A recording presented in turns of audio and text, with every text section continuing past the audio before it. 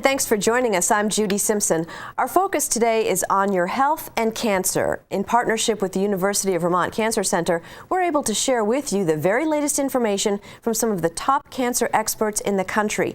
Today we'll be learning about colorectal cancer with Dr. Mark Greenblatt. Dr. Greenblatt is a medical oncologist at the University of Vermont Medical Center and a research program leader with the Cancer Center. He's been with us before, and it is a pleasure to have him back on the program. Thanks so much for coming in. Thanks for having me again. Now, there's a lot to discuss, including screening, risk factor, prevention. But before we get to those different issues, you brought along a slide that helps us understand exactly what parts of the body that we're talking about. Right. So when we talk about the colon and rectum, we're talking about the lowest part of the bowel. It's the end. It starts, as you can see in the figure, on your lower right side. That's where the small intestine empties into the large intestine, and that's the beginning of the colon. Rises up across the right side of the abdomen, across the front, down the left side, and then out to the rectum, which is the part of the bowel that stores stool until it can be excreted. And that's like 6 feet in length. About 3 feet, 3.5 feet. Okay. So what exactly does the term colorectal cancer mean, and how common is this disease? Well, for how common it is, it's the second leading cause of cancer death in the country. It affects men and women equally. Cancer in general happens when cells grow out of control. So all of the cells in our body are supposed to grow fast when they're young and then mature and do their job and then die in an orderly way and make way for the next cells. And so cancer happens when those cells lose control and they usually grow too fast and they don't mature properly and they're not dying properly. So in the case of colon and rectal cancer, it's a colon cell that has lost growth controls and grows too fast and then starts to invade its neighbors and spread to other parts of the body, and that's when it becomes a malignant cancer. So what do we know about colorectal cancer rates in Vermont? So Vermont is, well, first of all, nationally, colorectal cancer rates have been declining for more than a decade now, probably because of improved screening and taking out precancerous polyps. And that's for people over 50, right? And that's for screening for people over 50. Vermont tends to be a little bit better than average in colorectal cancer rates. The rates, as you can see on the slide here, are not even throughout the state of Vermont. There are some counties that have a little bit higher rates than others.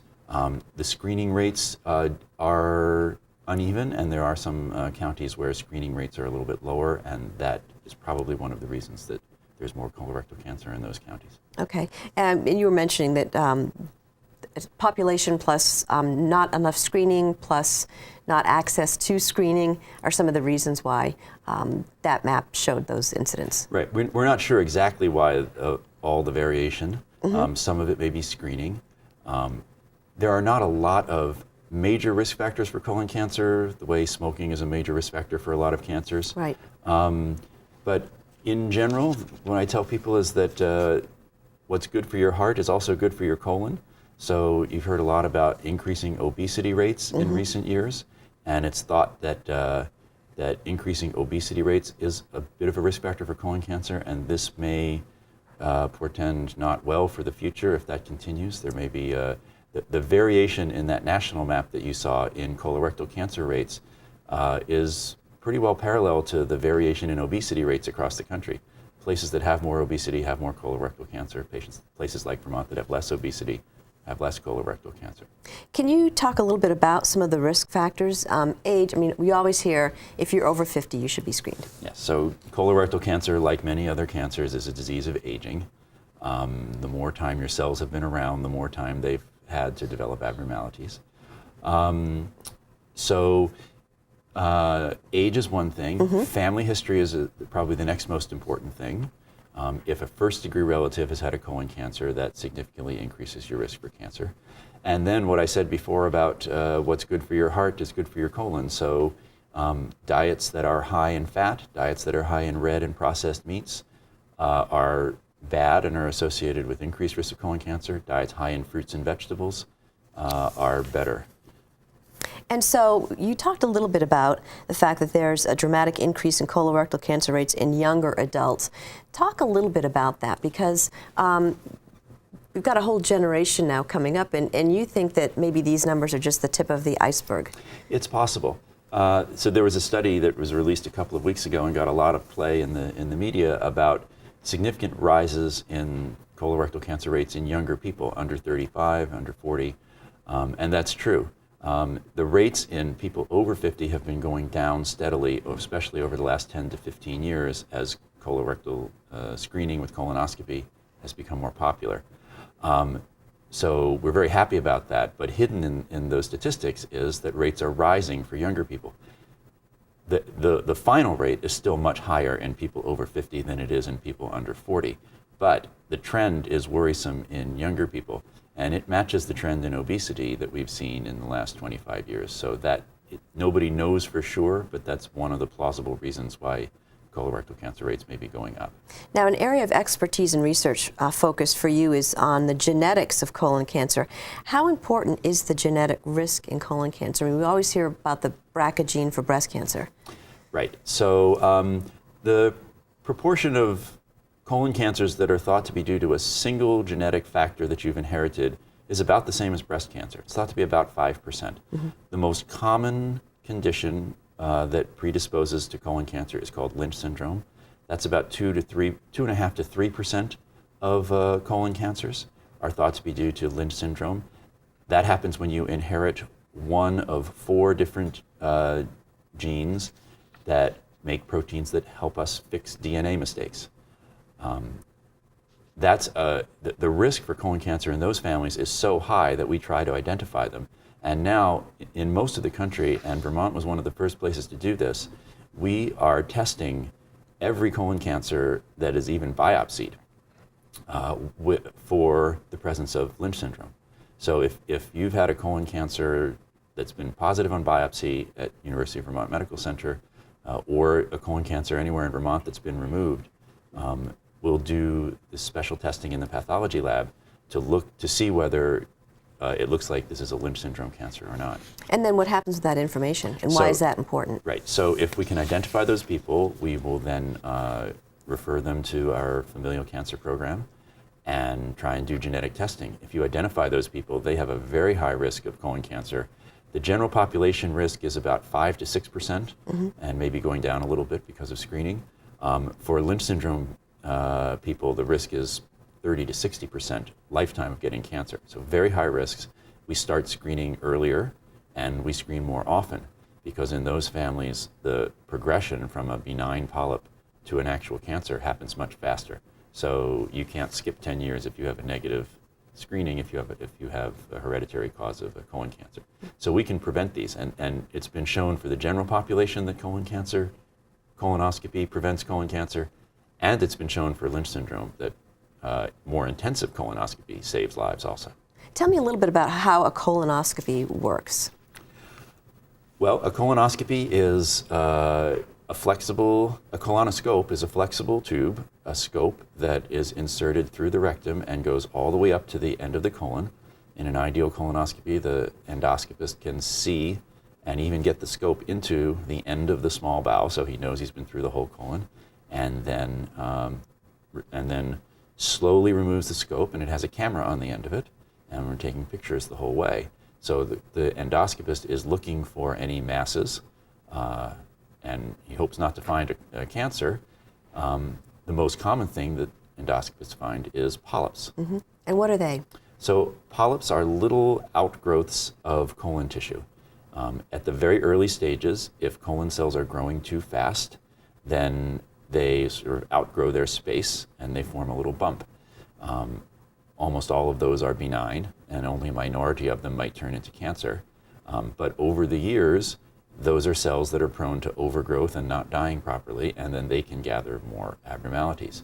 So if an endoscopist sees that, they have a little biopsy forceps at the end of their instrument, and they try their best to actually remove the whole polyp during that colonoscopy. Which you mentioned is really sort of the genius behind the procedure, because then you don't have to come back if something is found. It's like, well, we got it. Right. Most of the time, they can get everything through the colonoscope. There are times where if there's, the pathologists review every specimen, and if it looks like there are abnormal cells right where they took the biopsy, they'll go back again and either do a repeat colonoscopy to try and remove what's remaining, or occasionally people may need a surgical procedure to remove a little part of the colon.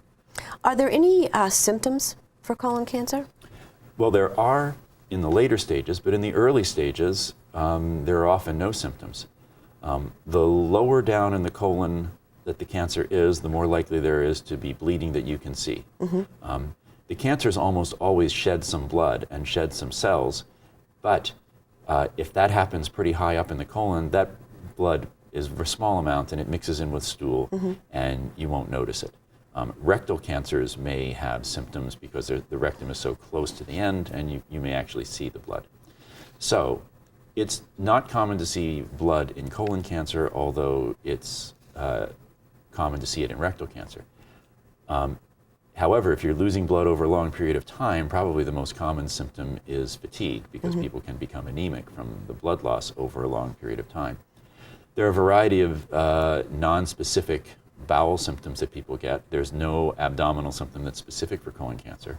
But the real message here is that often people can have a cancer and have no symptoms. Right. And that's the reason that we recommend screening. Screening means looking for disease in the absence of symptoms.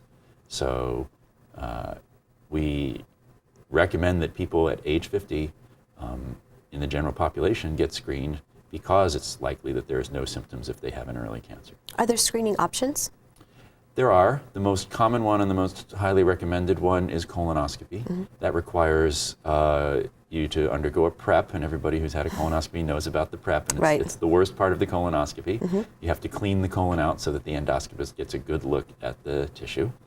And it has the advantage, as you mentioned, of being able to remove an abnormality that's seen at the same time that they see it. The other option, the other common option that is sometimes done now is called a virtual colonoscopy, or a CT scan that is so high resolution that it can see the little lumps and bumps in your colon. And it's been shown that good CT colonography or virtual colonoscopies can find the same number of polyps that colonoscopies find. The disadvantage of it is that the endoscopist is not there to be able to take out that polyp at the same time. Right. So you still have to have the procedure. You still have to have the procedure. And so in high volume centers in major cities, they will schedule a lot of those in one day, and they'll have an endoscopist standing by ready to do it so that the patient doesn't have to prep twice. If you were to do it in a place where there weren't a high volume, you'd have to prep twice to have the colonoscopy the second time. And then the last thing to mention is that I mentioned that there are DNA changes in cancer cells that are not in normal cells. So people for years have been trying to develop a test where you can see DNA changes in the stool and then only do a colonoscopy if there are abnormal DNA changes in the stool. There are DNA tests on the market to do that, but they're not commonly done. But for people who can't have a colonoscopy or who are adamant about not having a colonoscopy, they can have stool tested for DNA changes, and that's thought to be better than testing stool for blood, which is what we did for many years. Okay, we have about a minute left. If someone is scheduled for a colonoscopy, what should they bring with them the day of the procedure? How long does the procedure take? The procedure itself is, it depends on whether or not there needs to be a polyp removed, but the procedure itself is, I don't do them, but I'm guessing about 20 minutes, and I was asleep for mine, so I can't tell you exactly. The main thing you need to do is to do the prep properly, so that all the stool has been clearly washed out and the endoscopist has a good view and can see everything. It's to your advantage to do that. Yes, you want to make sure that they have a good view. If they don't, they may recommend that you have a second colonoscopy a little bit sooner. And no one wants to hear that. No one wants to hear extra colonoscopies. Dr. Greenblatt, thanks so much for joining us. And for more information from the UVM Cancer Center, you can check their website, vermontcancer.org. That's vermontcancer.org. Or you can call the number on your screen. It is 802-656-4414. That's our program for today. Thanks for joining us. I'm Judy Simpson. I'll see you again next time on Across the Fence.